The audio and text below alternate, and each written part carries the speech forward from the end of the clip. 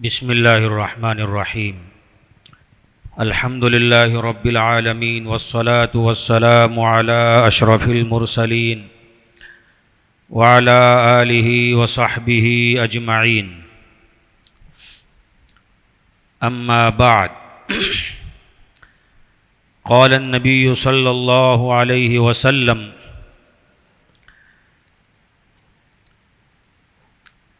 ला युमिनु अहदुकुम हत्ता यकून हवाहु तबअन लिमा जिअतु औ कमा क़ाल अलैहिस्सलातु वस्सलाम। मेरे अज़ीज़ों और भाइयों, अभी रबीउल अव्वल का महीना चल रहा है। मेरे ज़हन में तो ऐसा था कि मस्जिद जो है पहले से भरी हुई होगी और 12 रबीउल अव्वल वाले लोग मस्जिद में जल्दी से आ गए होंगे। लेकिन ये हमारी बदकिस्मती कहिए या हमारी सुस्ती कहिए कि हम लोग इस मुबारक महीने में भी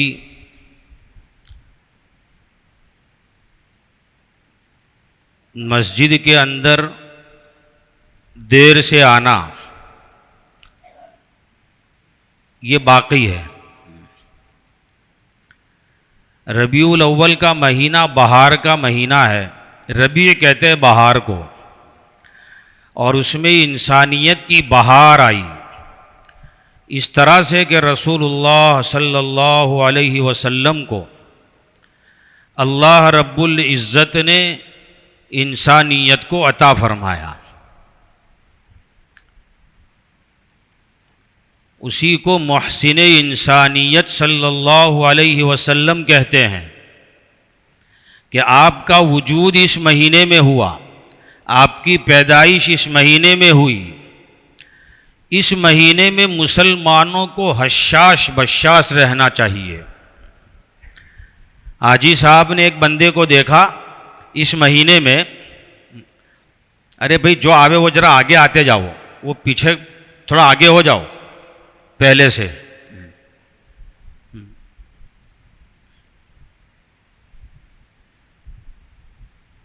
और बात तवज्जो से सुनिए, मैं 10-15 मिनट में मुख्तसर बातें बताऊंगा।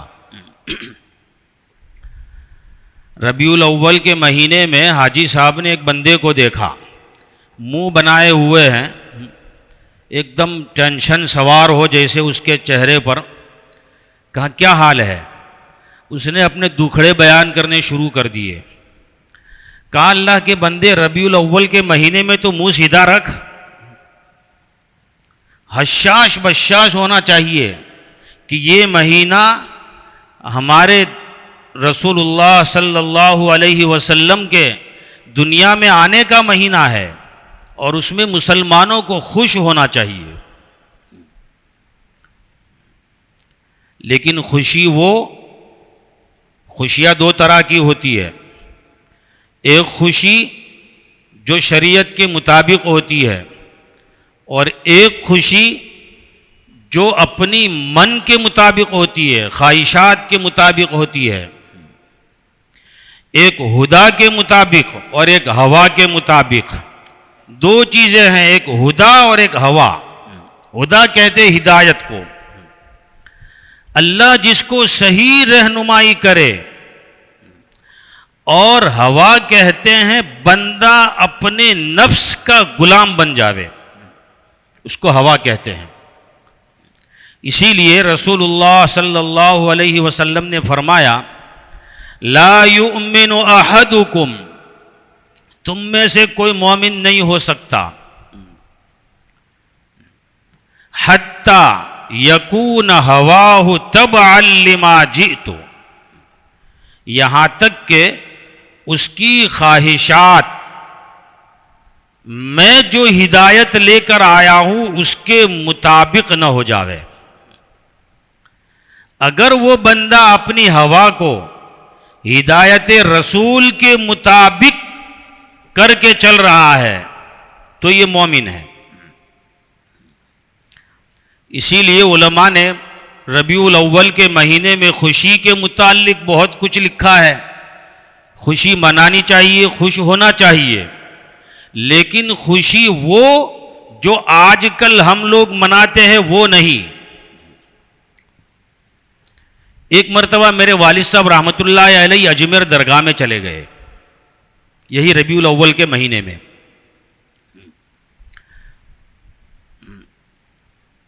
और वो जो मुजाविरीन थे वो सब उनसे वाकिफ थे। उनकी बैठक में बैठकर कहा, अरे आ जाओ, सब आ जाओ, इधर आ जाओ, बोले रबीउल अव्वल मनाते हैं। सबको बुलाया, सब बैठ गए। अब सब ये समझ रहे थे कि अब ढोल धमाके होंगे। तो वालिद साहब ने पहले उनको अपने अंदाज से समझाया कि भाई ढोल कौन लाएगा, कहां ढोल तो बोले वो पड़ा हुआ नहीं चलेगा, वो पुराना हो गया, अच्छा ढोल चाहिए। और नाचेगा कौन? तो किसी ने कहा कि भाई नाचने वाले भी आते ना, वो नहीं, तुम में से कौन नाचेगा? फटाकड़े कौन फोड़ेगा? सब मुजाविरीन बैठे हुए थे, सब ने कहा कि हजरत ये आप क्या बातें कर रहे हैं, ढोल धमाके, फटाकड़े, नाच गाने, वो कहाँ इस्लाम में है? फिर उनको पकड़ा कि बस मैं यही बात कहना चाहता हूं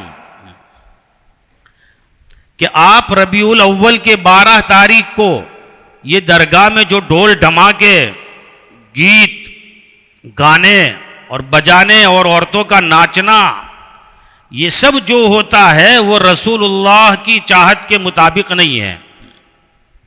इस तरह की खुशी इस्लाम में नहीं है। ये खुशी मुकम्मल ख्वाहिशात नफ्स के मुताबिक है। बात समझ रहे हैं? अल्लाह के रसूल ने नाच गाने से मना फरमाया, नाच गाना इस्लाम में नहीं है। लेकिन ये ख्वाहिश परस्त बंदा वही नाच गाने को रसूलुल्लाह के नाम से मना जो बजा रहा है। अच्छा, कमाल ये कि जो बंदे उनको रोकते हैं और सही रहनुमाई करते हैं, उनके ऊपर गलत इल्जामात कि ये तो गुस्ताखे रसूल है। आज पैदाइश का दिन है, उसमें खुश होना चाहिए नाच गाने में। और हमारे ये जो खिचड़े बने हुए हैं, भीख मांग मांग के जमा करके पैसे खिचड़ा बनाया है इसने, शर्म नहीं आती? अल्लाह के रसूल का नाम ले रहा है और लोगों से भीख मांग के जमा किए पैसे और सबको दावतें दे रहा है, बोले आ जाओ आ जाओ, मिलाद का खाना खा लो। अरे मिलाद का खाना कौन सा होता है भाई? कान खोलकर सुनना, लफाजी करने यहां मैं नहीं बैठा, मैं सही बात बताने के लिए बैठा हूं। यह कौन सा खाना होता है? अच्छा, उनको अगर यह कहा जावे कि भाई हम नहीं खाते, तो फिर वही इल्जामात, ये बोले गुस्ताखे रसूल है, उनकी बातों में मत आओ। भाई कैसे गुस्ताखे रसूल हो गए ये? इसीलिए उलमा ने लिखा है कि 12 तारीख को मिलाद के नाम पर जो लोग खुशियां मनाते हैं अपनी ख्वाहिशात के मुताबिक, फटाकड़े फोड़ना, नाच गाने करना, औरतों को नचवाना, ये सरासर शरीयत के खिलाफ है। बात समझ रहे हैं? ये शरीयत के खिलाफ है। और जो यूं कह रहे हैं कि हम रसूलुल्लाह को खुश करने के लिए कर रहे हैं, वो रसूलुल्लाह को खुश नहीं कर रहे हैं, बल्कि रसूलुल्लाह को नाराज करने वाले काम कर रहे हैं।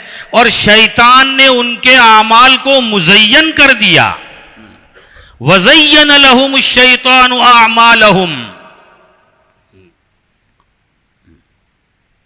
शैतान तुम्हारे आमाल को क्या करता है? अच्छा करके दिखाता है। अरे बोले तेरे को शर्म नहीं आती? रसूलुल्लाह का जो है आज पैदाइश का दिन है, और ऐसा कैसे चलेगा? नाचना तो पड़ेगा। गैर लोग नाचते तो अपने क्यों नहीं नाचेंगे? पटाखड़े अपने क्यों नहीं फोड़ेंगे? ढोल धमाके अपने क्यों नहीं करेंगे? लोगों की तकलीफ की ऐसी तैसी।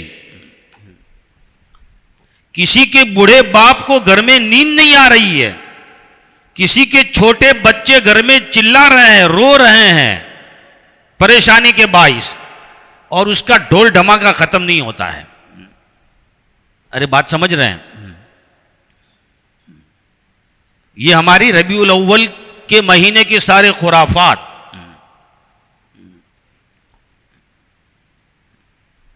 तो ये सब हमको, एक मुसलमान के लिए ये ज़ेब नहीं है। एक मुसलमान और रसूलुल्लाह के नाम पर खुराफात करे। अच्छा, फिर जो अच्छी चीजें बतलाते हैं उन पर इल्जामात कि ये मौलवी लोगों को देखो, पता नहीं कहां कहां से ये लेकर आ जाते हैं, ये भी नाजायज, ये भी नाजायज। अरे भाई, तुमको करना हो तो तुमको किसने मजबूर किया है? रसूलुल्लाह का नाम क्यों लेते हो? छोड़ दो ना रसूलुल्लाह का नाम, फिर जो चाहे करो। अगर रसूलुल्लाह का नाम लेकर करना है तो वही मौलवी फिर तुम्हारे सामने आएगा कि भाई ये नहीं चलेगा, रसूलुल्लाह ने ये नहीं फरमाया है, ये इस्लाम में नहीं है, ये शरीयत में नहीं है। अगर इस्लाम के दायरे में तुमको रहना है और तुम अपने आप को मुसलमान समझते हो तो ये सारी बातें तो होगी। उलमा रोकेंगे, अच्छे लोग रोकेंगे आपको।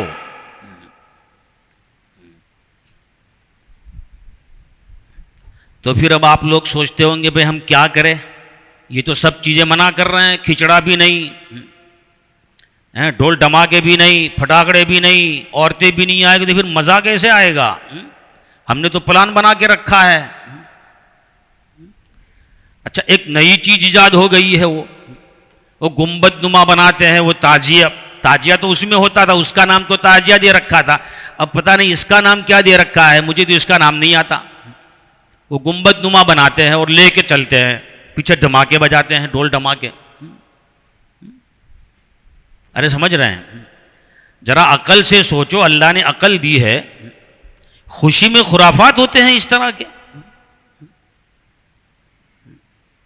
हजरत हाजी इमदादुल्लाह साहब रहमतुल्लाहि अलैह 12 रबीउल अव्वल को हशाश बशाश रहते थे। वो कोई अच्छी चीज भी घर में बना लेते थे कि भाई खाना चाहिए, अच्छी चीज है, कोई उसमें कोई मना नहीं है। मौलाना गंगोई मना करते थे कि नहीं, ये भी नहीं होना चाहिए। तो फिर क्या करने का?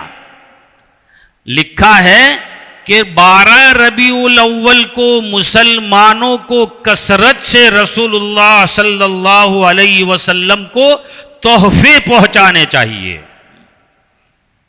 उसकी मिसाल फिर यूं दी है कि जैसे किसी के बर्थडे में तुम जाते हो, बर्थडे होता है ना, और जाते हो उसके यहां, तो कोई पता नहीं केक लेकर जाता है, कोई बिस्किट लेकर जाता है, कोई अगर लड़की का बर्थडे हो तो उसका फ्रॉक लेकर जाता है, लड़के का हो तो उसके लिए उसके हिसाब से टी शर्ट, पता नहीं क्या क्या ले लेके जाते हैं ना भाई, वो सब लेके जाते ताकि वो बंदा खुश हो जावे कि भाई आज मेरा बर्थडे था, लोगों ने मुझे बहुत सारे तोहफे तहाइफ दिए।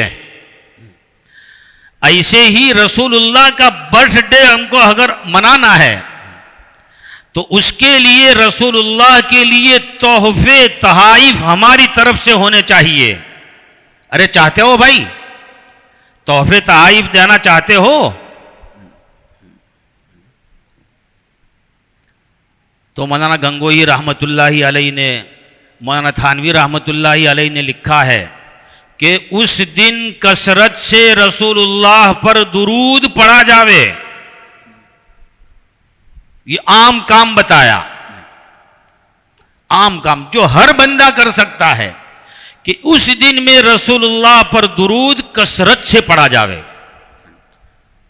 अगर लंबा दुरूद नहीं आता है तो सल्लल्लाहु अलैहि वसल्लम ये पढ़ ले, या नमाज में जो दुरूद पढ़ते हैं वो पढ़े और रसूलुल्लाह को पहुंचाया जावे।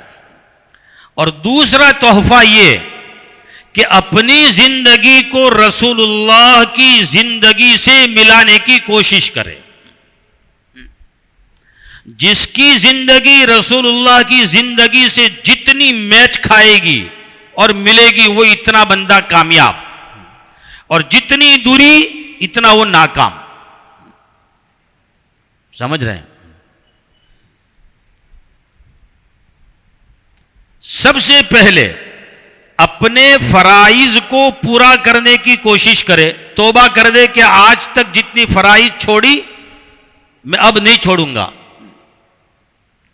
ये रसूलुल्लाह को खुश करने के तरीके हैं, उलमा ने लिखे हैं ये। और लोगों के हुकूक पहुंचा देवे, लोगों को तकलीफें पहुंचाने के जो जराए हमारे पास है उसको खत्म कर देवे।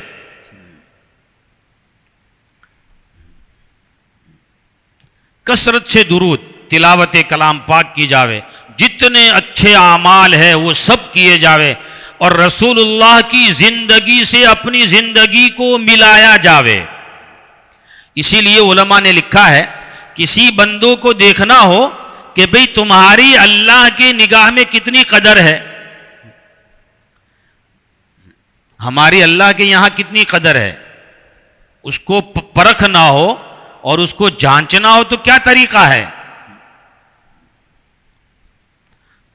तो उलमा ने लिखा है कि उसकी जिंदगी को देख लो, उसकी जिंदगी में अल्लाह के अहकाम और रसूलुल्लाह के तरीकों की कितनी कदर है। जितनी उसको इतनी कदर होगी, इतनी ही उसकी कदर अल्लाह के दरबार में होगी। बात समझ रहे हैं? चाहते तो है कि हम रसूलुल्लाह के मुहिब्बीन में शुमार हो जावे, लेकिन जिंदगी को कैसे बना रखा है? बिल्कुल दूर, आप उधर ही रहो, बस हमके बहुत मोहब्बत है भाई। हैं ऐसी मोहब्बत होती है क्या किसी को?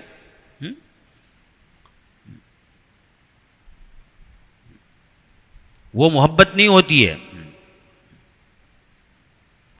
वो ख्वाहिश होती है नफ्स की, जिसके मुताबिक वो चल रहा है। अपनी ख्वाहिशात को मुकम्मल रसूलुल्लाह की हिदायत के ताबे कर दे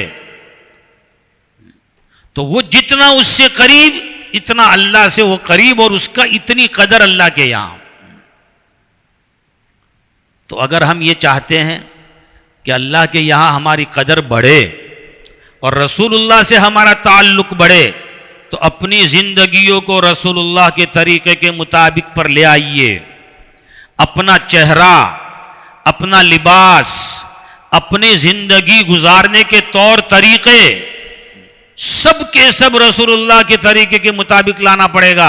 इसीलिए मौलाना गंगोई फरमाते थे कि ये जो तुम जिंदगी गुजार रहे हो अभी और दन दनाते फिर रहे हो समाट बन के, हाँ, ये सरासर इस्लाम के खिलाफ है। अगर तुम रसूलुल्लाह की सुन्नतों को हल्के में ले रहे हो और ये समझ रहे हो कि ये तो बस एक तरीका है, असल तरीका तो वो है जो हम गुजार रहे हैं, तो खूब सुन लो, तुम रसूलुल्लाह के तरीकों से दूर होते जा रहे हो, उसमें कामयाबी नहीं है। मौलाना गंगोही ने तो ऐसे लोगों को मुल्हिद कहा है जो अपनी जिंदगी के गुजारने के तौर तरीक को इस्लाम के मुताबिक समझ रहा है। इसीलिए सबसे पहले रसूलुल्लाह से करीब होने के लिए अपने हुलिये सही करो, लिबास को सही करो। कोई दूर से देखे तो समझ में आना चाहिए कि यह मुसलमान का लिबास है और एक अच्छा मुसलमान है।